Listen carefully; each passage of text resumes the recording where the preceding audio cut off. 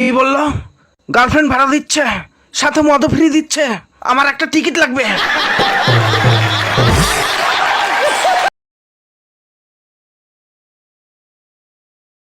আনন্দ সংবাদ, আনন্দ সংবাদ।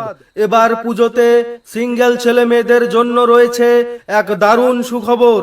যেসব ছেলে মেয়েদের গার্লফ্রেন্ড ও বয়ফ্রেন্ড নেই, এবছর পুজোতে তাদের পছন্দ মতো মোটা, চিকন, কালো, ফর্সা, লম্বা, বেটে বিভিন্ন রকমের গার্লফ্রেন্ড ও বয়ফ্রেন্ড ভাড়া দেওয়া হবে।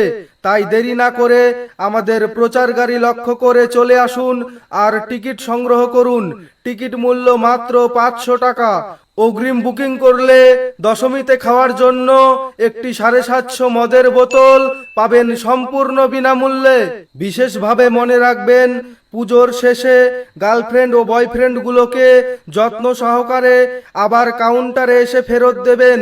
ধন্যবাদ অন্তে পশ্চিমবঙ্গ সিঙ্গেল কমিটি। কি বললো? গার্লফ্রেন্ড ভাড়া দিচ্ছে, সাথে মদও ফ্রি দিচ্ছে। আমার একটা টিকিট লাগবে। কি তুমি উঠছো কেন? শুনলে ফুলটুসি, গার্লফ্রেন্ড ভাড়া দিচ্ছে, সাথে 750 মদও ফ্রি দিচ্ছে। আমি জানতাম এবার আমার গার্লফ্রেন্ড হবেই। শান্ত হও তুমি। তুমি আবার গার্লফ্রেন্ড পাবে আর মালের মদের বোতলও ছবি, পাবে। মালের ছবি, মালের কই দেখি। ছবি। কি করে?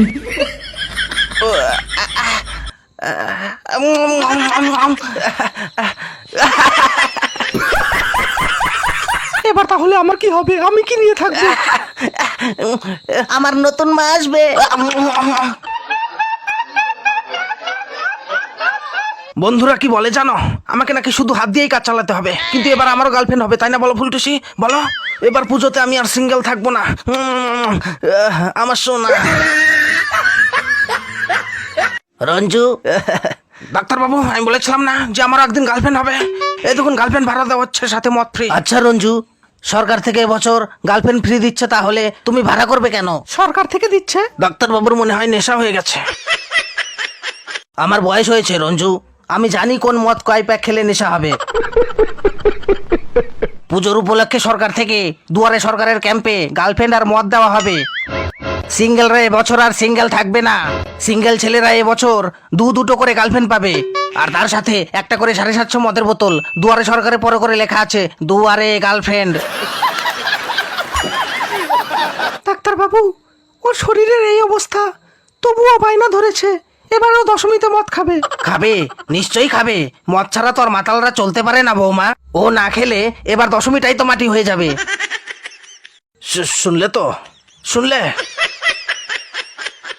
কিন্তু এই শরীর নিয়ে আমি যখন এসে গেছি তখন আর কোনো ভয় নেই বৌমা। আজ আমার অগ্নি পরীক্ষা। মদ খেতে খেতে আমার বাল পেকে গেল, কিন্তু সত্যিকারের মদারু হয়েছে কিনা আজ তারই পরীক্ষা হবে। রঞ্জু, শুয়ে পড়ো তো। ও বলছিল বুকের মধ্যে ঘ্যার ঘ্যার করে।